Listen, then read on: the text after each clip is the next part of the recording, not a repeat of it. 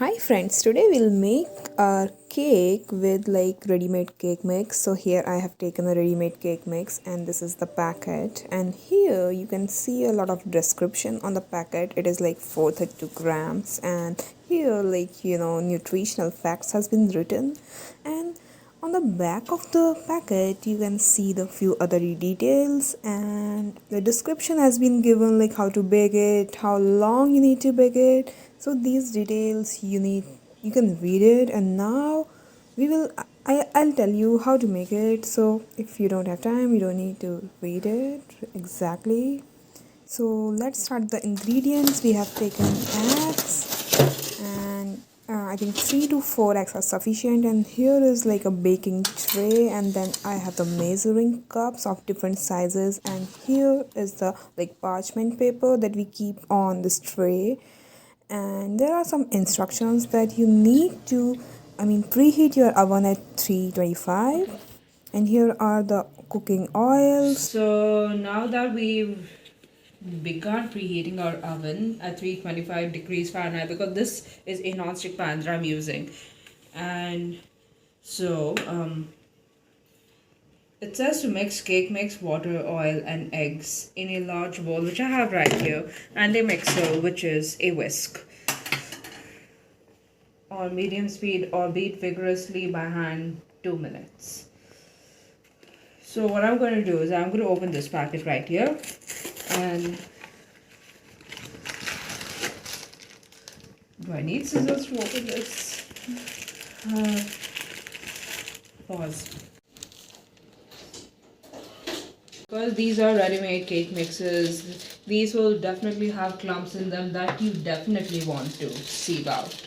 Otherwise, your cake is going to have these crunchy bits, and by crunchy I mean not in a good way. So I'm just going to... Can I hold it? Oh, you want to do it? Yeah. Yeah, get the nice fine bits in. They don't tell you this on the box. Yeah. And I've seen my mom doing this a lot with flour as well, so I thought.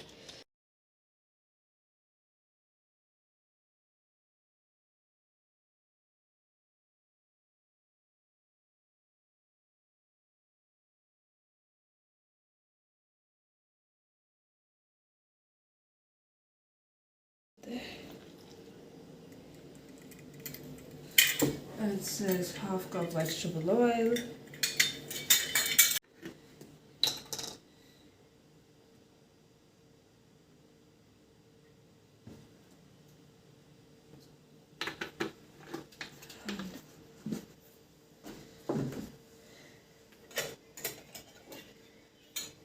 Go right in there.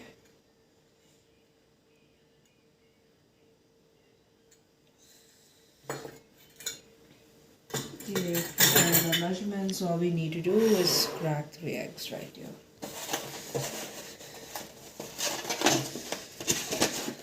How many eggs will we use? 3 eggs. 3.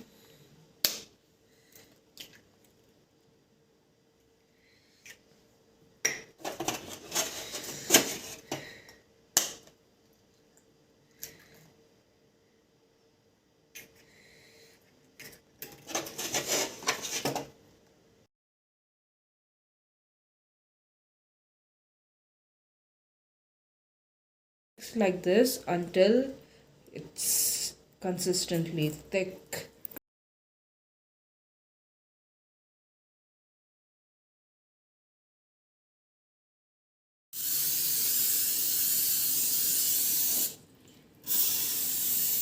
And after this, I'll be putting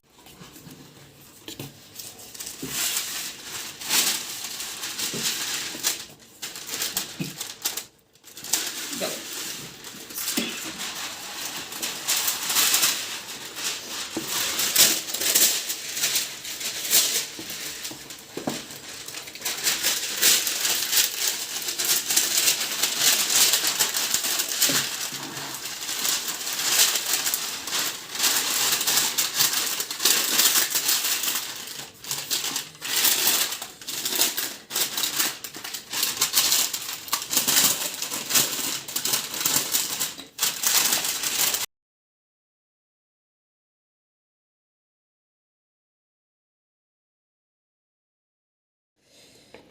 this and try and incorporate it into the mixture as much as you possibly can,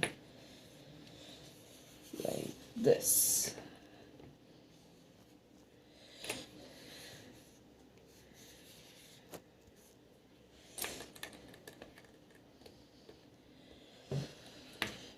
Right there. Now what you can do right now is, wait, oh, I think there were clumps, but that's okay.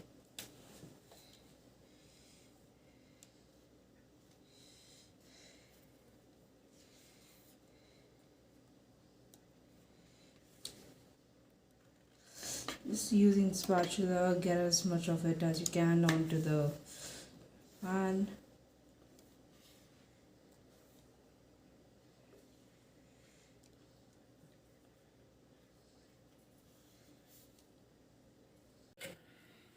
And that should be like 35 minutes. Okay, okay, okay. Do you see anything? No. This is generally the thickest part, which means it is now. So as you can see, I have flipped the cake pan upside down, and what I'm going to do is, okay, so I'm going to take this right off. Okay, I'm sorry, like, but I had already done this before, so that like, just to ensure that none of the cake was burned, which it luckily isn't, as you can see over here, but I had to peel. But what you have to do is just peel off the parchment paper, like after flipping the cake tin upside down onto a cake pan. However, you can also use any other tray that's big enough. It doesn't necessarily have to be a baking tray. So the next step I'll be doing after this is I will try to reflip the cake over. I'm not sure if I'll get a proper video of me doing this, but I mean, I have to do it so that I can start frosting the cake. So we're about to begin frosting the cake, but before we do that, I would like to show you the specific type of knife that would be best for this kind of application. And this is called a serrated or bread knife. And let me just take it out of the sheath, and you can see it. You can see these little edges right here. So this is the kind of knife that can cut through porous kinds of food, like, as I said, such as bread and cake. And now I will proceed to cut through the cake like this, just trimming off the edges, making sure everything looks nice and even.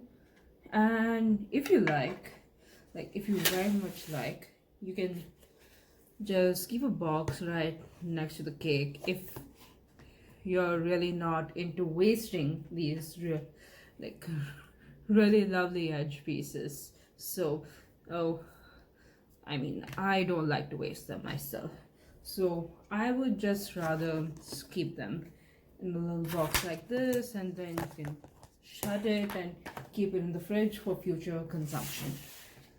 Alright, so I think I will proceed with cutting the rest of the edges just to make the cake look very nice and neat. That's the second edge gone. Then just cut it like this.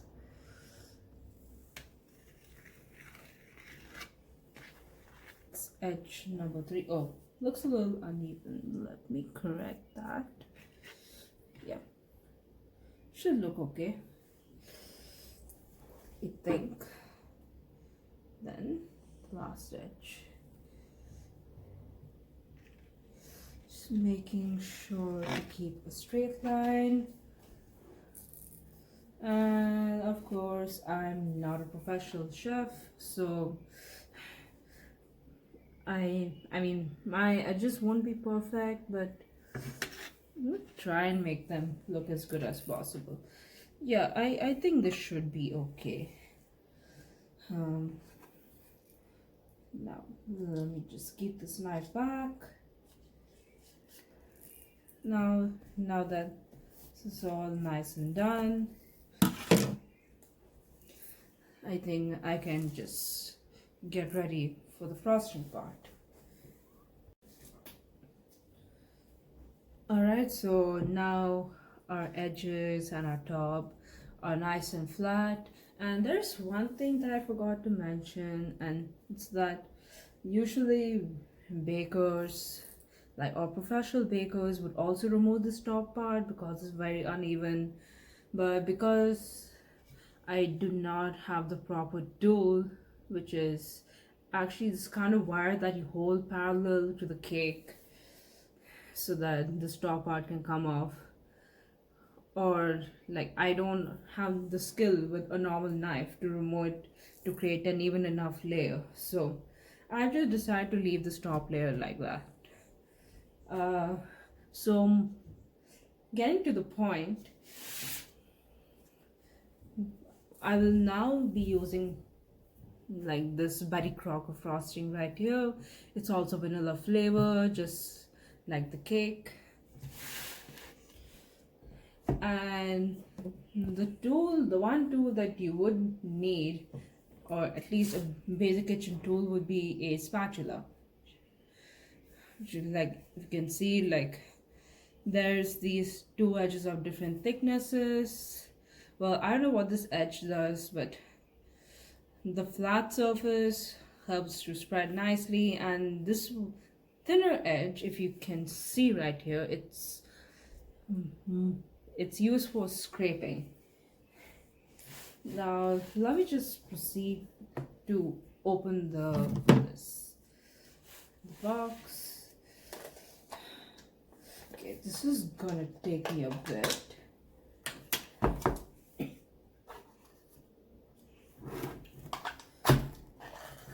Yep, I think I got it open.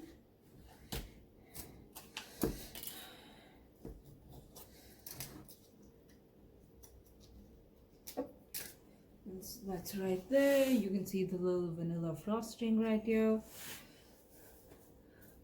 And now there are two phases to frosting a cake, which a lot of bakers normally follow and which I'm going to follow just to make the cake look good.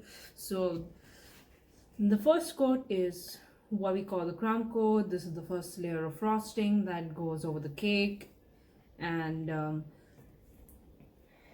its purpose is to mainly, if you see all these spores over here, its main purpose is to cover those spores and to to hold the crumbs together so that they don't come out onto the actual second layer of frosting. And I mean, this is mainly for aesthetics, but I mean, if you like, you can just stay at the crumb coat if you're going to have the cake for yourself, or if the people you are with wouldn't necessarily bother, like are just looking to eat cake and not just look at it. But I'm not the kind of person to skip on aesthetics, so you can see, just take the cake from the container and spread it out here. You can see, just spread at the top. You know what, I think I'll just scoop out this entire container, or at least most of it, to make something thin enough can be considered a proper crumb coat. So just applying it right here. I think I'll pause the video for now, but the main thing to do is here, just put enough that you can cover the edges and the top, just enough, like doesn't have to be an excess, just enough. So as you can see here, I have pretty much covered the whole cake in frosting, but it's not that neat. And I can show you a technique that I would use to just try and flatten out this crumb coat. And once this crumb coat is done, like, or at least looks as flat as according to your liking, I mean, I'm a perfectionist, so I would take a very long time. And if you really need to, if you feel like some places could do with a bit more frosting, go ahead and add it. Like, it doesn't hurt to add more.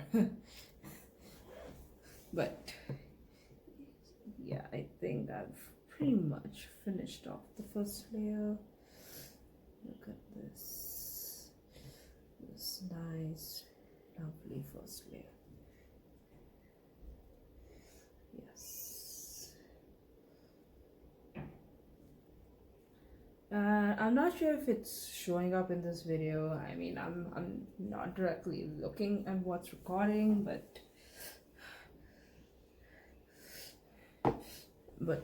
at least from what I see some crumbs that's trying to rise up. And so once the cake has been put into the fridge for at least maybe 1.5 to 2 hours, depending on how cold your fridge is, you should probably see that the frosting has started to settle into the cake. And it is at this point that you can start your main frosting. So just finishing off this little crumb coat right here. Why is it flat? Nope. And the way you should do this is with gentle strokes. Like, you really do not want to make your crumb coat too bumpy, otherwise it's really going to affect how your frosting layers onto the cake. I think I did a pretty okay job with this cake, although there is always room for improvement. So can just show off this front edge right here, and voila, your crumb coat is done. I know looks a little messy, but can always, like, any mess around the edges can always be cleaned up with hot water, or I mean, as long as you don't directly touch the cake, should be fine. Just gonna clean up this frosting from the spatula. I'm gonna save it to eat with the edges.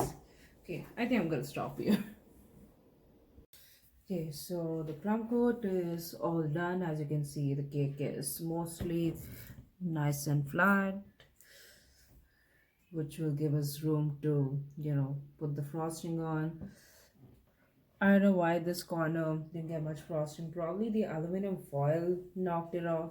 But anyway, using the same technique as for the crumb coating, just slap on your extra frosting. That's all. So that's all that needs to be done. So just gonna take it from my second tub of the same Betty Crocker frosting that I used in the first go. Yep, should be it. I'll just pause the video in a few seconds.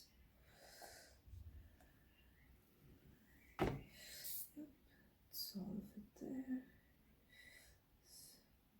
Take that, start spreading it along the edges.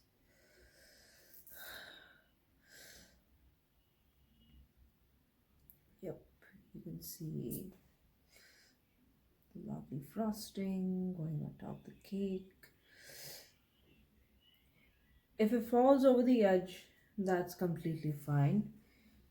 You can always go it back up and Get it going. Look at this. It looks so beautiful and smooth. Right? I'm gonna stop the video here to what's that? Just finish it off myself.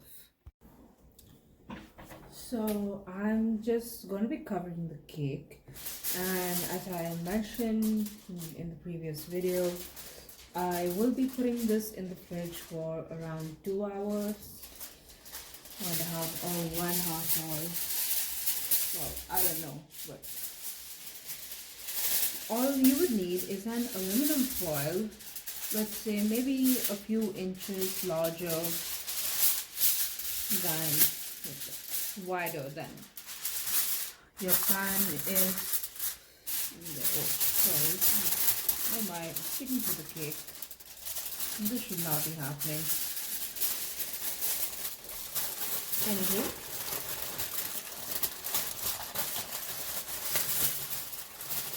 I will proceed to wrap it very carefully and trying to leave some space at the top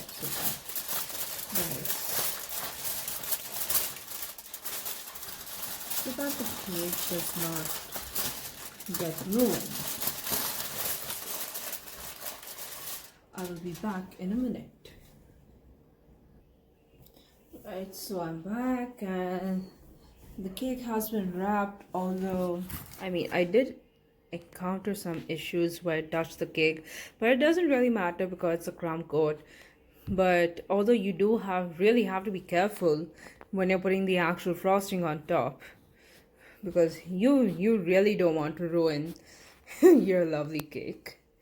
Okay, I'll see you in about 2 hours.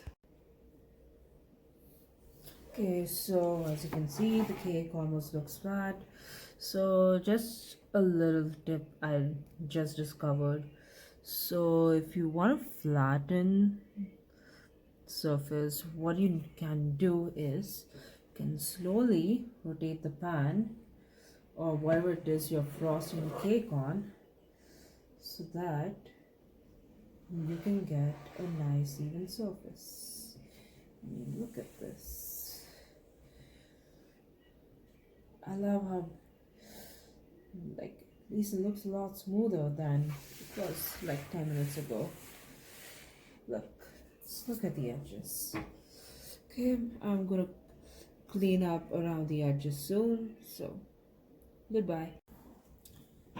So I'm just going to be covering the cake, and as I mentioned in the previous video, I will be putting this in the fridge for around 2 hours, 1.5 or 1.5 hours. Well, I don't know, but all you would need is an aluminum foil, let's say maybe a few inches larger than, wider than your pan is. Oh, sorry. Oh my, I'm sticking to the cake. This should not be happening. Anyway,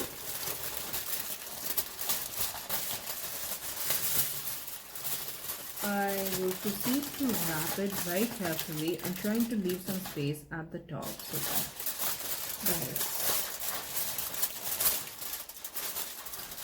that the cake does not get ruined. I will be back in a minute. Right, so I'm back and the cake has been wrapped, although I did encounter some issues where I touched the cake, but it doesn't really matter because it's a crumb coat. But although you do really have to be careful when you're putting the actual frosting on top, because you really don't want to ruin your lovely cake. Okay, I'll see you in about 2 hours.